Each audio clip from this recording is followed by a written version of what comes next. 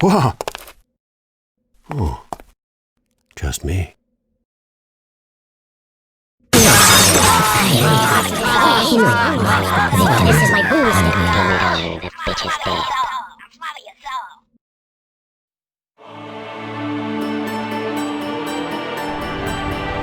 I live again.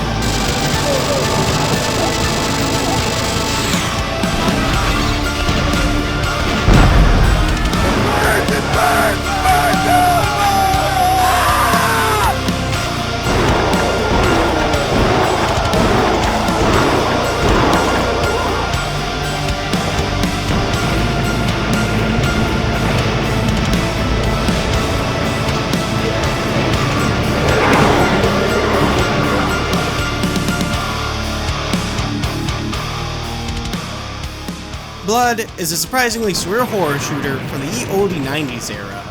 It's one of those classical shooters which never saw any console release, alongside the likes of Heretic, Marathon, and fellow build engine Shadow Warrior, attributing to its lesser knownness, although the reasons for its particular exclusion are much more obvious.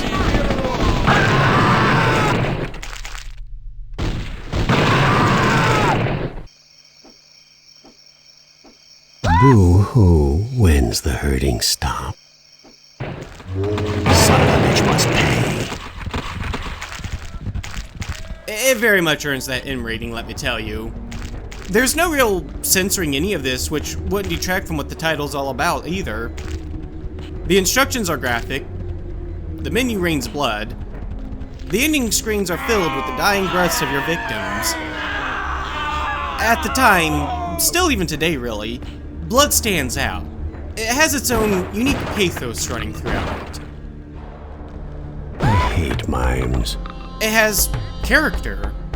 Speaking of which, we play the role of Caleb, former gun for hire who got involved with one crazy, if assuredly hot piece of tale, Ophelia, whom got Caleb involved with a cabal, a cult dedicated to the dreaming god Chernobog. They earn his personal approval, becoming his chosen, the four supreme high generals of the cabal. Then one day he pulls the rug from out under them, screwing them over in various ways, saving favored son Caleb for last. First his love gets awkwardly taken from him. I've taken your love. Now I will take your life. Then Chernobog does something, until finally some indiscriminate amount of time later, Caleb wills himself back to life to enact revenge over his former subordinates and the betraying god. Factoring in Caleb's somewhat western cowboy, evil Texas Ranger aesthetics with the quest for revenge story, and it becomes sort of a twisted dark fantasy version of an old western flick. While protagonist, setting out to rid the world of a dark god, Caleb is by no means a hero. I like my hands bloody. The man verily enjoys the carnage he indiscriminately visits upon others, cultists, otherworldly beasts, or innocents. The betrayal at the hands of his former master, and even the icy cold touch of the grave, has spurred no epiphany here, answering the suffering screams and the cries of death before him with pithy quips. What are you gonna do? Bleed on me? And maniacal laughter.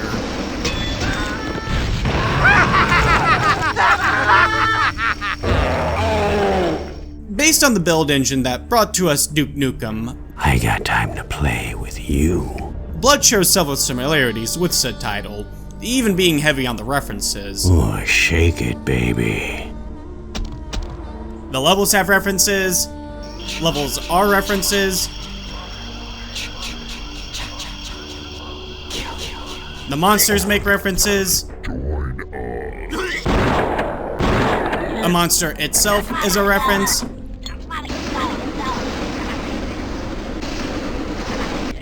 Another monster itself is a reference. References, references, references. Most are suitably, if anachronistically, horror-themed. Here's Johnny. Those that aren't old, Caleb infuses his dark charm into. That's all, folks.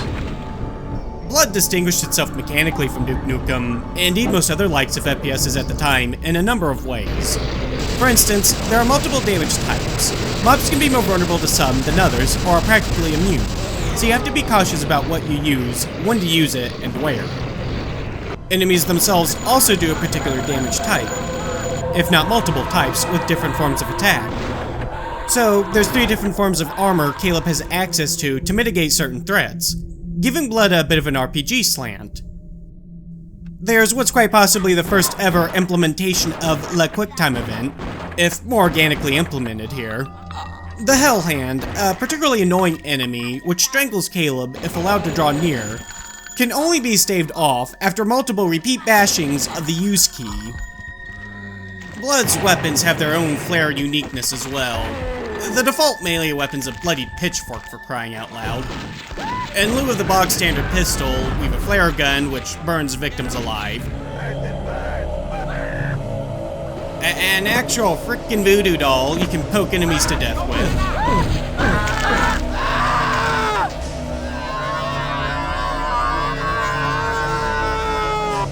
More contemporary options in the sawed-off shotgun and Tommy gun. Sticks of dynamite, which are satisfying to use, with 2 variations of. A napalm launcher with a carpet bombing alt fire, because why not?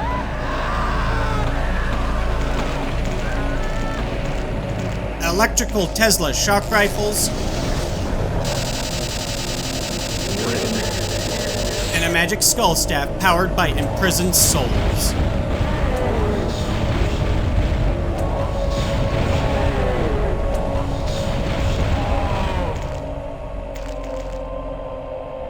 The forces of the Cabal Caleb will be facing are quite varied, all of which are possessed of that dark fantasy motive, while offering different challenges to overcome. Be it ex-zombies reviving, damage-soaking fat zombies spewing, or swooping gargoyles boning.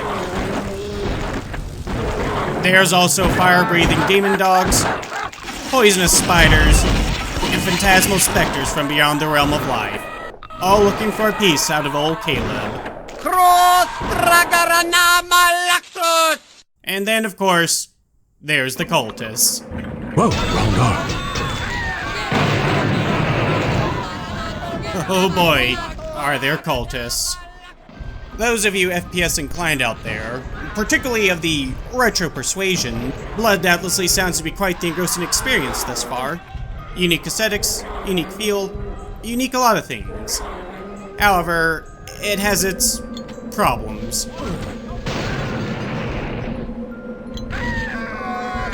It's hard. Very hard. And not the good hard, the bullshit hard. Cultists, perhaps one of the most iconic elements of Blood, are the most common enemy in the game. They're also the most dangerous enemy in the game. Not for good reasons either. They're hit-scan mobs, which, if you're unaware, means you can't dodge their attacks. Which is very unfortunate, as cultists can dump damage at a disgusting rate.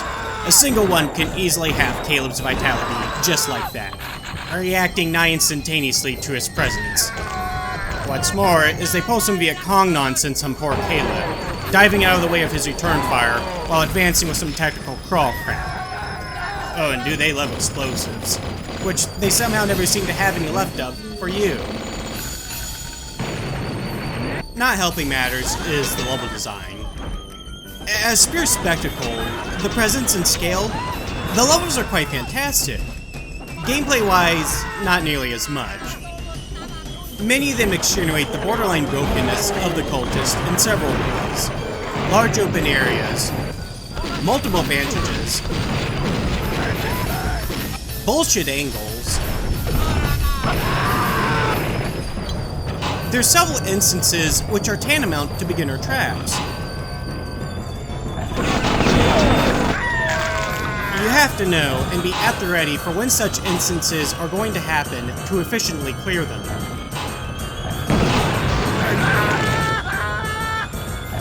I'll be having a smooth button blast right up until this strike begins to happen. Once a level, multiple times a level, and all I want to do is just to play the frickin' game.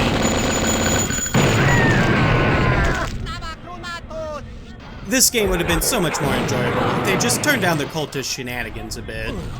Difficulty and challenge are enjoyable, conducive parts to an engrossing experience, but in Blood, it's the cheap kind here.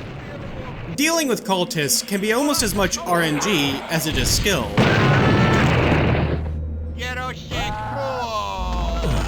While without mercy, the cultists are not particularly smart. Well, that's a bit of an understatement. Nothing in this game actually is. You'll regularly see the AI tripping over itself in one way or another. Mobs fall to their deaths, run over their own explosives,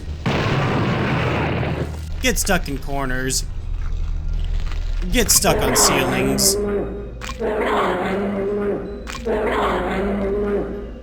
None of this goes quite far enough to ruin the game. Make no mistake, many will find their patience tested, yet I feel Blood still has enough going for it to remain an overall enjoyable experience. As said, the game has character. Hey, she-bitch, let's go.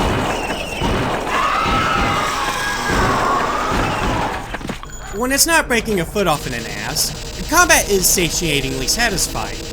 Gameplay does improve the further in Blood you delve, as the Cabal begins to unleash even more of their fiendish minions upon you, while the levels are generally eye treats that are fun to explore. Level-wise, the best the game has to offer are in the first episode, having the most interesting concepts in unique settings. Oh, I won. The rest remain good in their own mechanical right, yet the other episodes have only one real, memorable part to them.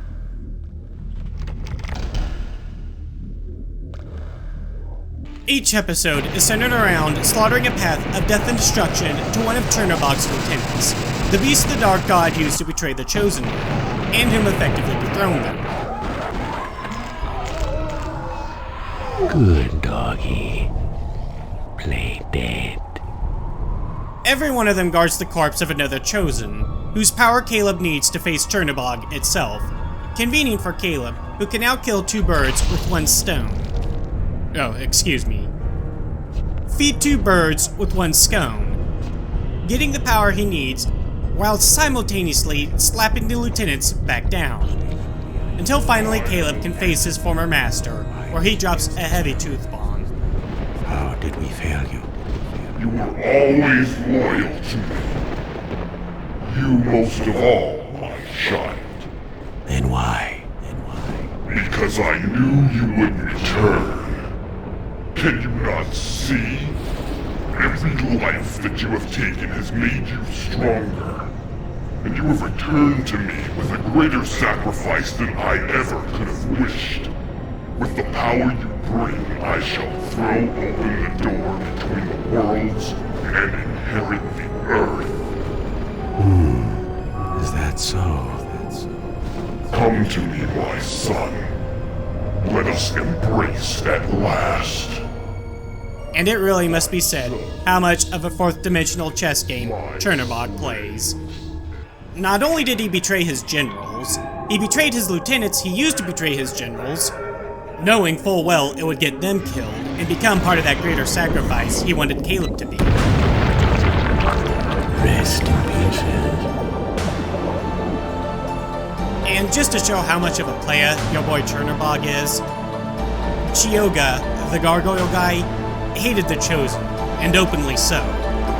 He was mad jelly at them being Chernobog's first and foremost, and was wanting of their position as leaders of the Cabal. So he gets to go after Ophelia, under the impression he just stuck it to the Chosen's leader, Caleb, which actually only puts him as first on the chopping block when Caleb comes back. After getting everything he ever wanted, Chernobog made sure he's the first to lose it all.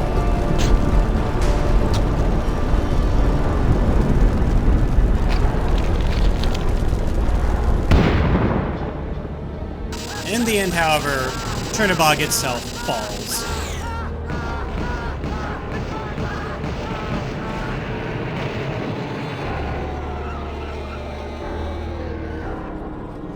Good, bad, I'm the guy with a gun. Caleb kills him.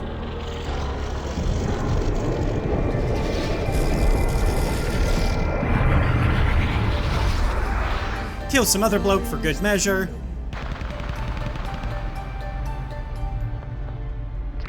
And then strolls out like a boss.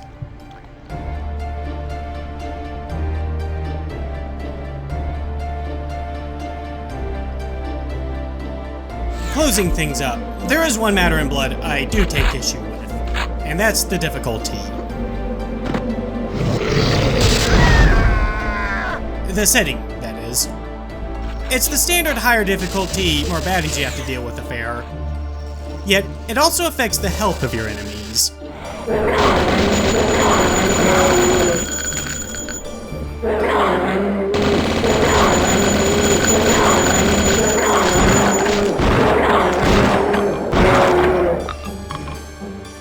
This is a rather poor design choice, even foregoing how unforgiving the game already is. But a player should have a reasonable expectation of a weapon's performance that they get acquainted to. To then mess with that, especially given the fair amount of area of effect and damage over time elements, it unnecessarily upheaves the game flow. It'd be a different matter were it reserved for the bosses, yet for everything, I find such snowballing difficulty a rather lazy way of doing things. Why not instead make the AI smarter or something? Alright. Well, that does it for me. Blood. A buried gold nugget from the past with a few hard impurities here and there. Have fun speedrunning it.